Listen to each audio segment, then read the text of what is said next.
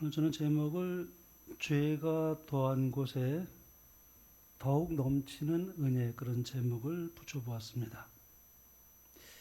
오늘 이 교동문에서도 보면 알 수 있습니다만은 이 본문에 율법이 들어온 목적을 이렇게 설명하고 있습니다.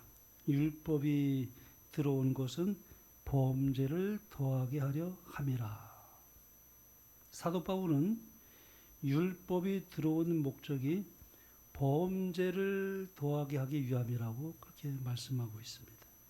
이 말씀은 율법이 더 죄를 짓게 만드는 그런 의미가 아닙니다. 감추어져 있는 죄를 겉으로 더 드러나게 해준다는 그런 의미로서 사도 바울이 말씀하고 있습니다. 제가 어렸을 때 아직도 그렇게 기억이 나는 것은, 그러니까 집에 이제 그 광이 있었어요. 광에 들어가면은 아주 캄캄해요. 밖에 있다가 안에 들어가면 아무것도 안 보이고 캄캄해. 근데 조금 시간이 지나면 이제 좀 눈에서 조금 보이는 것이 들어오기 시작해요. 그러면서 이제 어디선가 구멍이 생겨가지고 햇빛 광선이 들어온 거예요.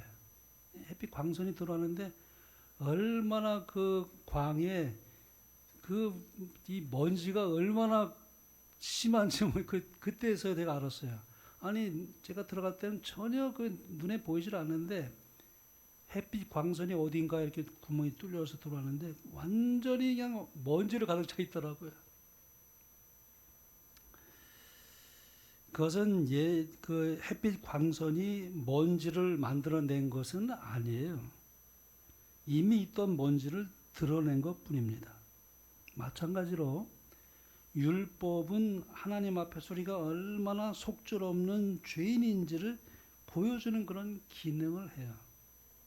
그전에는 잘 몰랐는데 율법이란 거울 앞에 내가 얼마나 추하고 그런 죄인인지, 율법을 통해서 내 자신을 이렇게 보는데 그 속에 내재했던 것이 다 이렇게 드러나는 것입니다.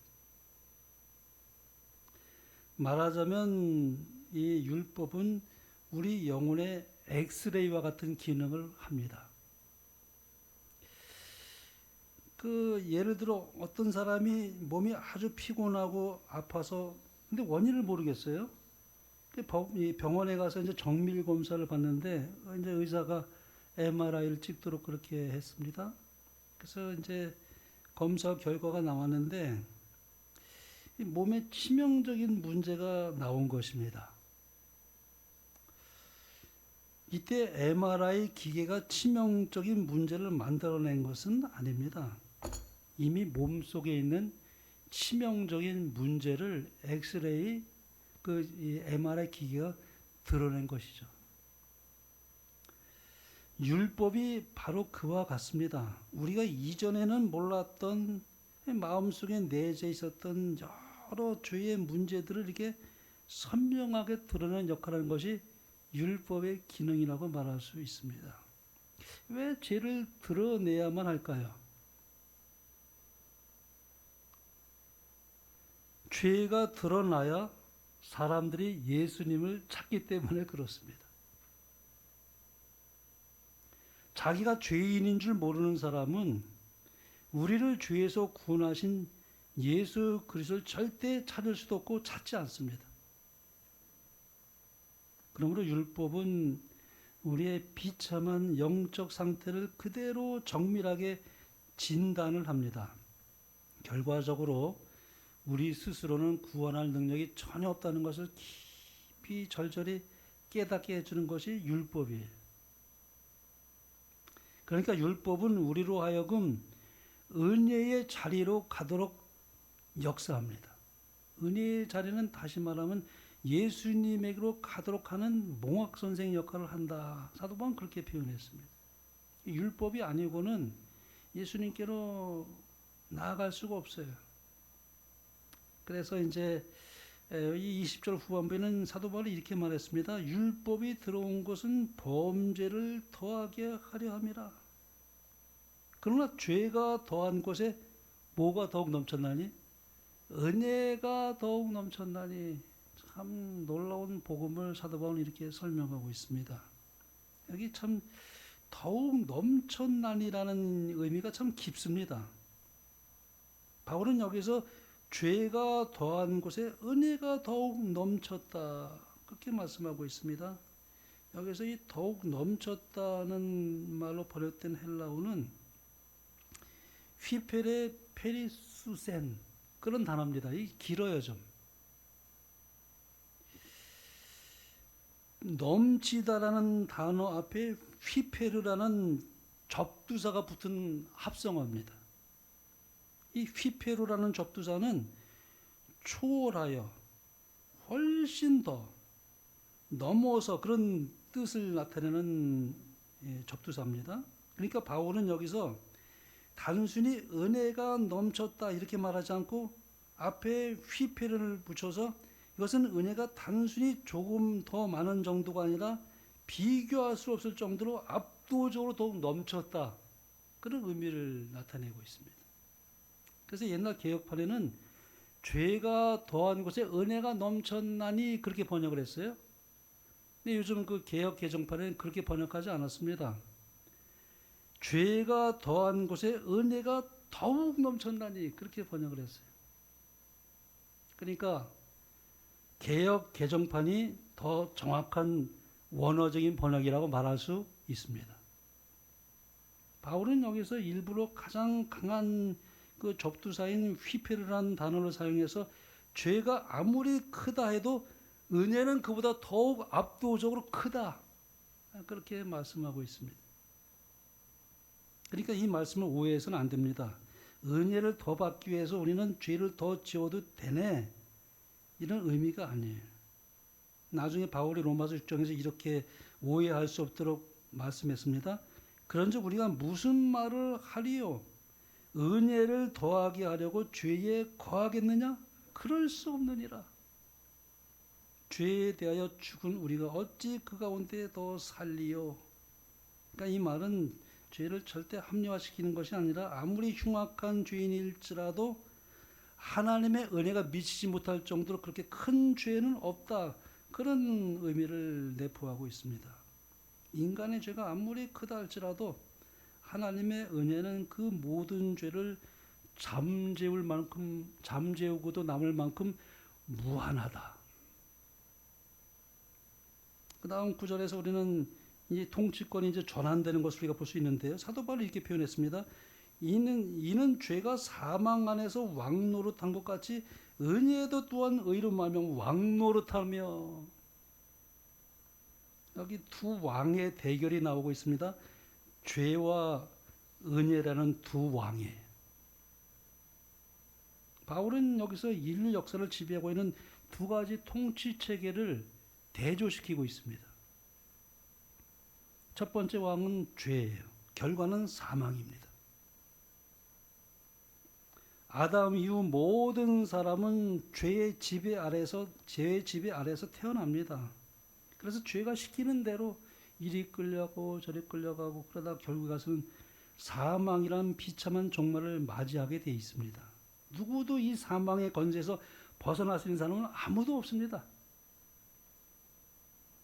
그러나 이제 여기 두 번째 새로운 왕이 등극하고 있습니다. 바로 은혜입니다. 결과는 뭐예요? 영생입니다.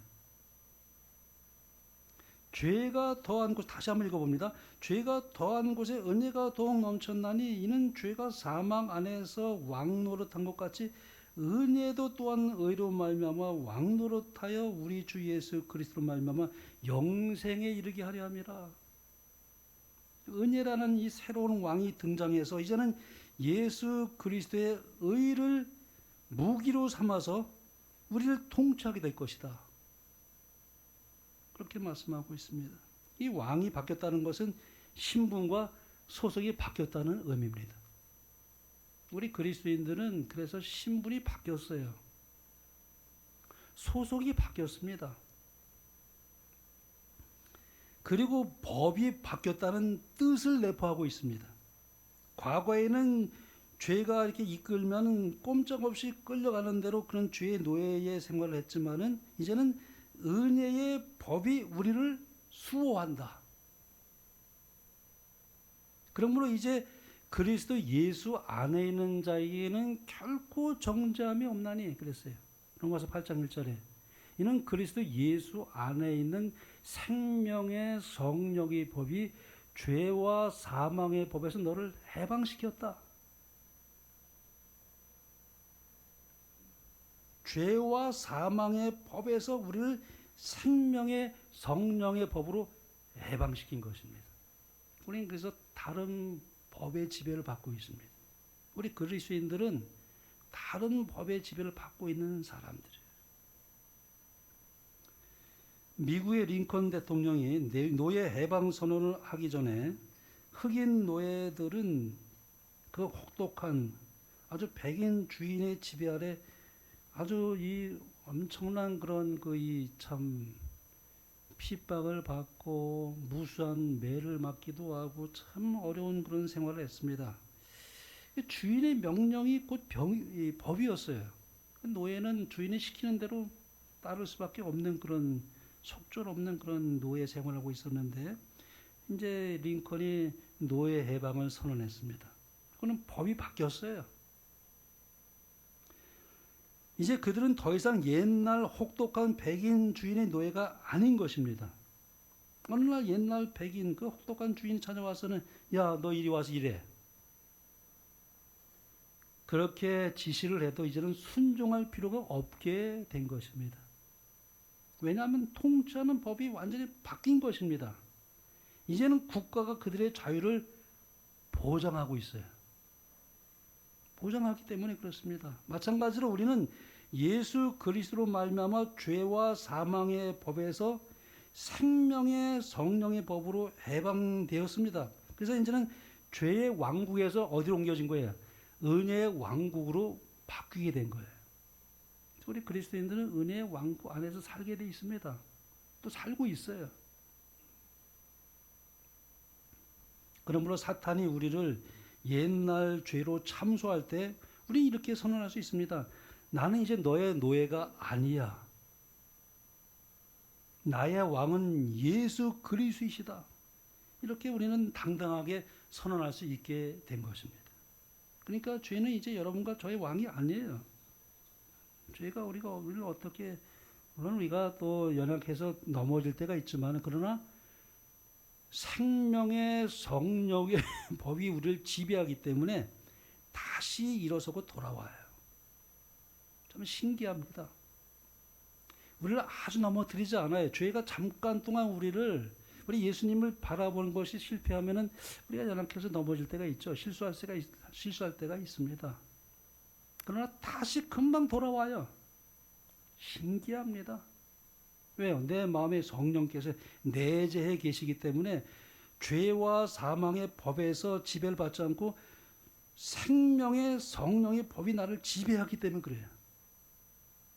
이게 일반 믿지 않는 사람들과 그리스도인의 결정적인 차이입니다.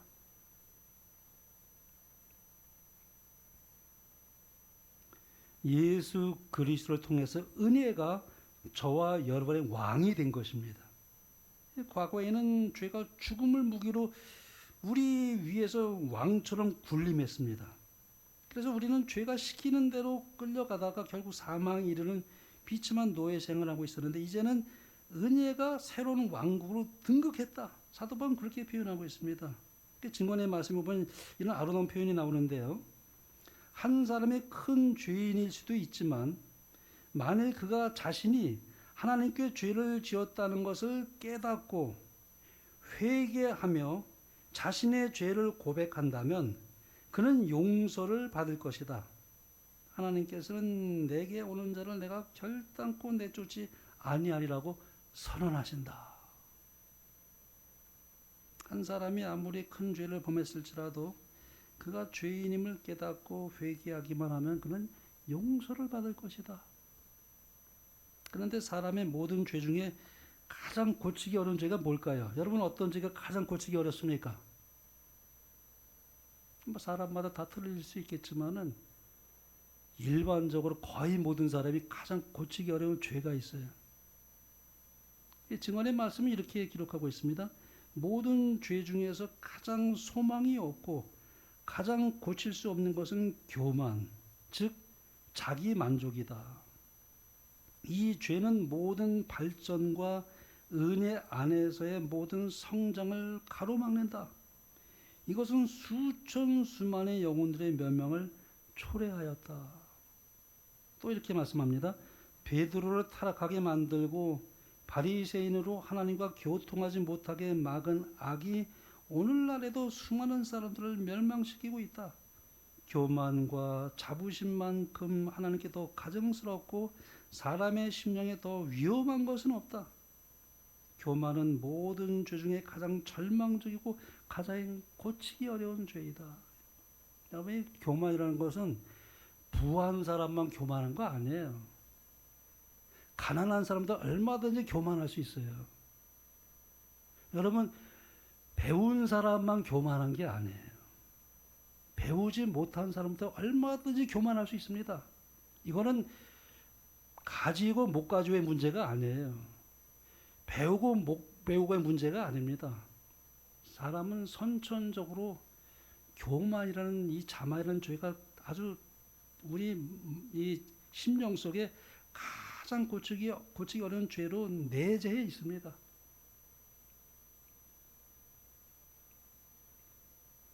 많은 사람들은 살인같이 드러나는 죄를 큰 죄라고 생각하죠. 그러나 하나님께서는 교만을 가장 위험한 죄 가운데 하나로 그렇게 보고 계십니다. 왜냐하면 다른 죄는 자신이 잘못했다는 사실이라도 깨닫게 만들 수 있지만 교만은 자기 자신을 속여요. 그래서 참 위험한 죄입니다. 그리고 고치기가 참 어렵습니다. 어떤 병은 아프기라도 하죠. 통증이 있으면 병원에 갈 거 아닙니까? 그런데 어떤 병은 초기에는 전혀 통증이 거의 없어요. 몸은 병들어가고 있는데 자기는 건강하다고 생각합니다. 교만이 바로 그런 죄입니다.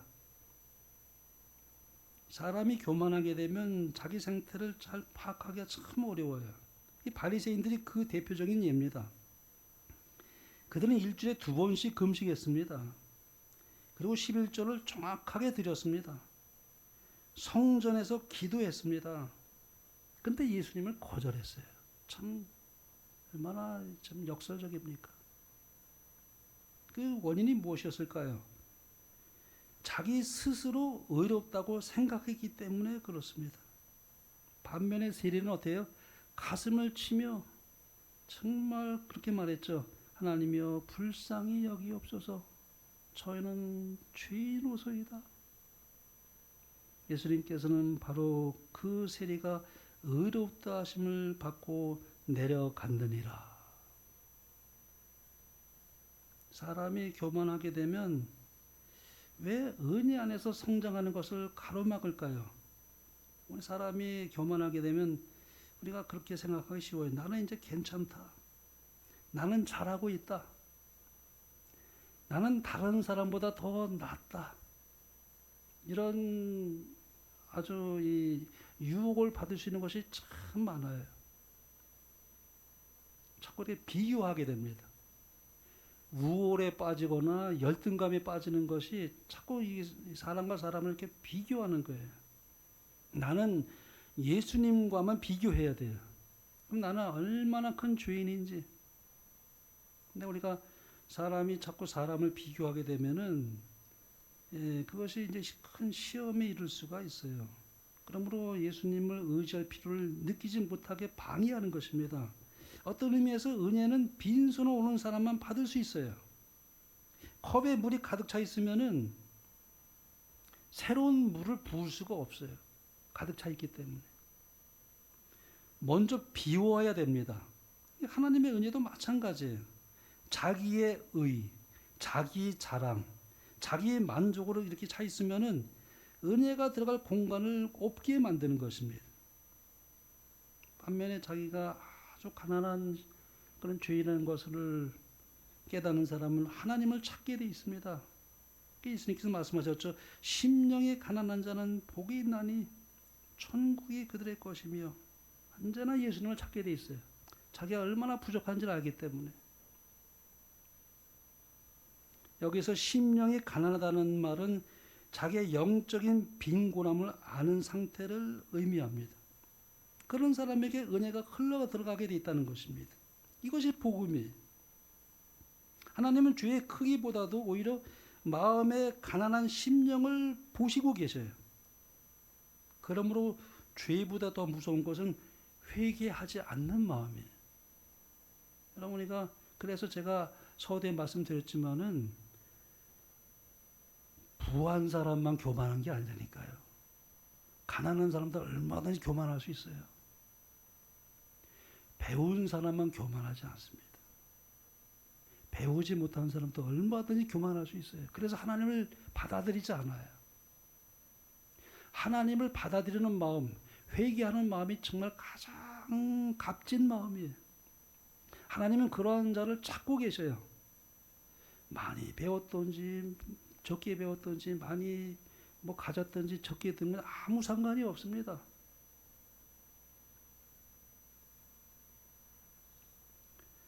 다윗을 보면 참 그래요. 다윗은 간음을 했고 살인까지 저질렀어요. 이게 사실 엄청난 죄입니다. 다윗이 참 어떻게 그런 엄청난 죄를 범했는지 말도 못하잖아요, 우리가. 자기 부하를 말이죠. 그 충성스러운 부하를 죽이고 그 부하의 아내를 빼앗아 갔어요. 이게 정말 상상할 수 없는 큰 죄를 범하지 않았습니까? 그러다간 선지자 나단의 책망 앞에서 그가 완전히 회개합니다. 내가 여호와께 죄를 범하였노라. 그래서 많은 성경학자들이 그렇게 얘기를 해요. 다윗의 위대함은 골리앗을 쓰러뜨린 게 아니고 나단의 선지자의 책망에 즉시로 굴복해서 회개한 것이다. 그게 쉽지가 않습니다. 왕이 그렇게 마음을 바꾼다는 것이 그때 당시에는 쉽지가 않았어요. 그냥 나단 선지자를 그냥 죽였어요. 너 어떻게 응? 하면서 왕이 그럴 만한 권세도 있었고 선지자도 죽였어요. 다윗이 그렇게 하지 않았습니다. 깨어난 것입니다. 자기가 얼마나 죄를 크게 범하였는지 하나님 앞에 시편 51편에 보면 절절히 회개합니다. 철저한 회개였어요. 하나님이여 주의 인자를 쫓아 나를 긍휼히 여기시며 주의 많은 자비를 쫓아 내 죄과를 도말하소서. 나의 죄악을 말갛게 씻기시며 나의 죄를 깨끗이 지하소서. 대전 나는 죄가를 아우리 내 죄가 항상 내 앞에 있나이다. 내가 얼마나 침상에서 베개를 적시면서 얼마나 많은 눈물을 흘렸습니까? 그 많은 눈물을 내가 잔으로 한번 담아볼까요, 하나님? 제가 얼마나 많은 정말 통회하며 마음을 아파하며 얼마나 그가 정말 이 참된 회개를 했는지. 근데 하나님은 그러한 다윗이 가장 사랑스럽게 보였다고 그렇게 말씀하고 있어요. 얼마나 다윗이 골리앗을 했을 때 얼마나 자랑스럽고 그렇게 정말 아주 참 최고로 여길 줄 알았던 하나님이 그 다윗이 골리앗을 했던 것보다 그가 완전히 회개할 때 그래서 눈물로 그가 흘리며 죄를 뒤집어 쓰고 그 아들에게 쫓겨가가지고 막 그렇게 이제 걸어가는 그 시냇가에 걸어가는 그 모습 볼 때 그 모습이 하나님 보시기에 가장 사랑스러웠다는 것입니다.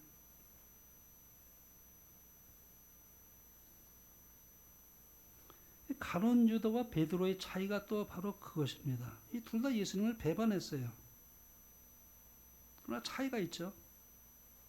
참 어떻게 보면은 참 베드로는 예수님을 저주하면서 배신했어요. 이건 엄청난 겁니다. 사실은 베드로가 예수님을 저주하며 부인했습니다. 그러나 베드로는 자기의 죄를 통회합니다. 회개했어요. 그러나 유다는 절망 속에서 자기의 목숨을 끊었죠. 베드로는 은혜로 회복되었지만 유다는 은혜를 붙들지 못한 차이입니다. 하나님은 회개하는 죄인을 절대 거절하지 않으셔요. 유다도 회개했더라면 하나님이 거두셨을 것입니다. 예수님께서 말씀하셨죠. 내게 오는 자는 내가 결코 내쫓지 아니하리라. 우리가 이것을 기억하는 것이 참 중요합니다. 하늘의 가장 놀라운 약속이에요. 우리가 언제든지 하나님께 돌아갈 수 있어요. 잘못했을지라도 회개하고 돌아가면 하나님은 언제든지 우리를 받아주시고 다시 일으켜 세워주시고 가도록 성령의 은혜를 우리에게 풍족하게 주신다는 것입니다. 그래서 은혜란 무엇인가? 은혜는 자기 없는 인간들에게 나타내시는 하나님의 속성이다. 영감에게는 그렇게 정의를 내렸어요. 은혜란 받을 자격이 없는 사람에게 베푸시는 하나님의 사랑이다. 우리 흔히 착하게 살면 하나님이 사랑하신다고 생각하기 쉽죠. 그러나 은혜는 그 반대입니다. 우리가 죄인이기 때문에 하나님이 찾아오셨다는 것입니다. 우리가 먼저 하나님을 찾은 것이 아니라 하나님께서 먼저 우리를 찾아오셨다는 것입니다. 아담과 하와가 죄를 지었을 때 하나님께서 먼저 부르셨어요. 아담아, 네가 어디 있느냐? 탕자가 돌아오기 전에 아버지가 먼저 기다리고 있었습니다. 십자가도 마찬가지죠. 우리가 하나님을 사랑한 것이 아니라 하나님께서 먼저 우리를 사랑하셨다는 요한복음 3장 16절의 그 놀라운 복음의 그 모든, 그래서 그거를 우리가 축소된 성경이다라고 그렇게까지 말을 합니다. 요한복음 3장 16절을. 죄 없는 천사라고 생각해 봤어요? 죄 없는 천사들은 하나님을 잘 압니다. 하나님의 능력도 잘 알고 있습니다. 하나님의 거룩하심을 알아요.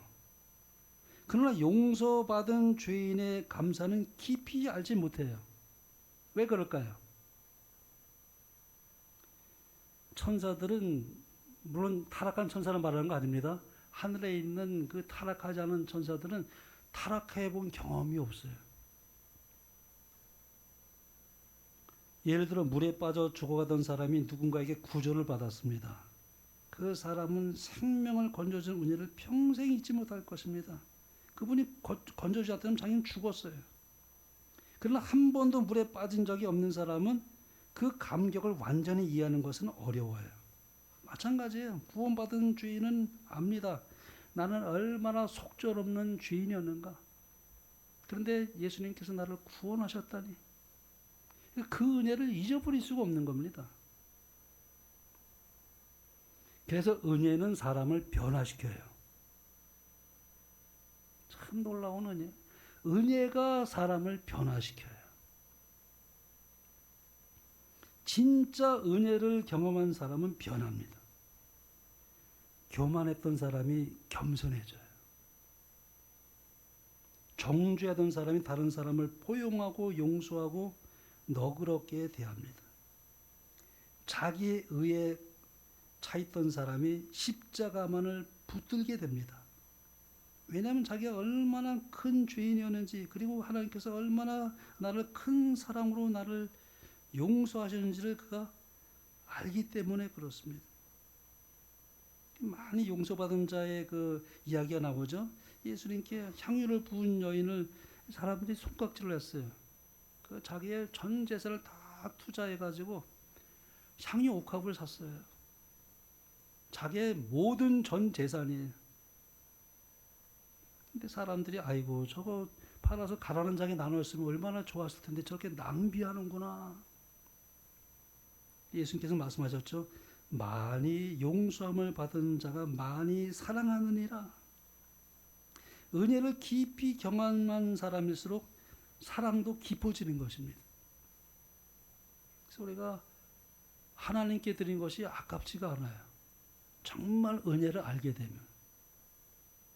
하나님께 드리는 것이 우리가 크게 느껴질지는 몰라도 하늘에 가면은 상상할 수 없는 그 은혜가 얼마나 컸다는 것을 알게 될 때는 천국은 너무나 값이 싸구나.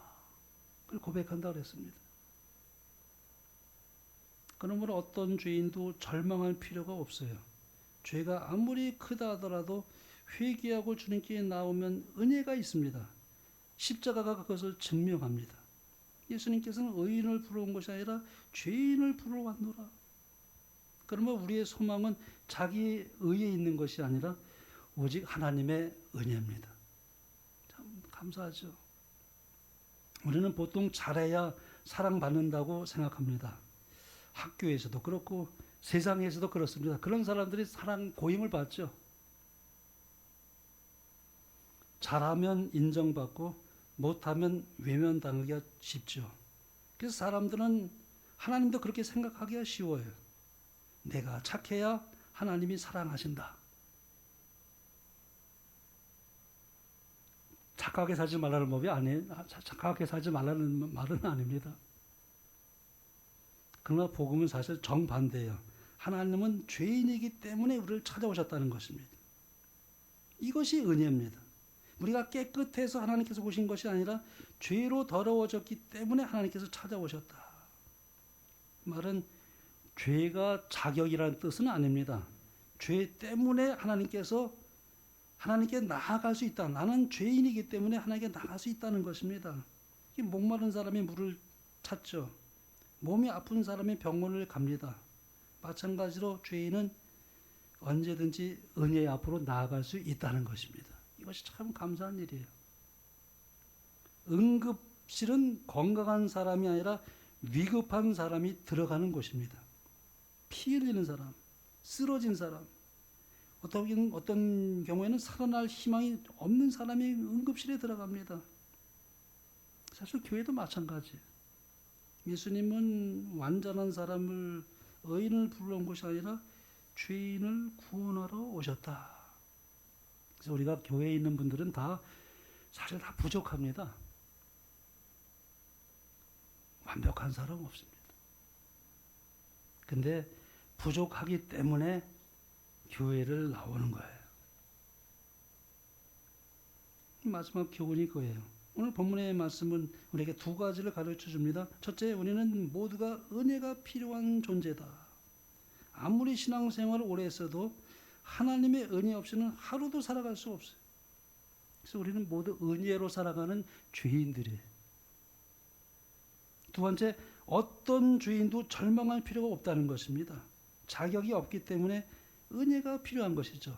죄가 깊을수록 하나님의 은혜는 더욱 광명의 빛처럼 빛납니다. 십자가가 그것을 증명합니다. 밤이 깊을수록 빛은 더 밝게 보입니다. 죄가 어떤 면에서 많을수록, 그래서 하나님께 그런 말할 수 없는 죄인일지라도 하나님께 나아갈 때 그 하나님의 은혜는 얼마나 크게 빛나고 있는지 그걸 우리가 경험하게 됩니다. 그래서 어떤 죄도 절망할 필요가 없다는 것입니다. 십자가는 말합니다. 너의 죄보다도 내 은혜가 더욱 크다. 그게 오늘 이 본문의 말씀이 그걸 우리에게 말씀하고 있어요. 결론적으로 저는 영감의 글을 읽고 마치겠습니다. 십자가의 그늘 아래 걷는 자들 속에서는 자신을 높이거나 죄에서 해방되었다는 자랑스러운 주장 같은 것은 있을 수가 없다. 그들은 자기의 죄 때문에 하나님의 아들이 마음이 찢기는 고통을 당했다는 사실을 깨닫고 이 생각은 그들을 겸손하게 만든다. 예수님께 가장 가까이 사는 사람일수록 인간의 연약함과 죄악됨을 더욱 분명히 깨닫는다. 그들의 유일한 소망은 십자가에 달려 죽으시고 부활하신 구주의 공로 안에 있다. 아멘 하시겠습니까? 이 은혜가 평생 저와 여러분의 삶이 되길 바라며 말씀을 마치겠습니다.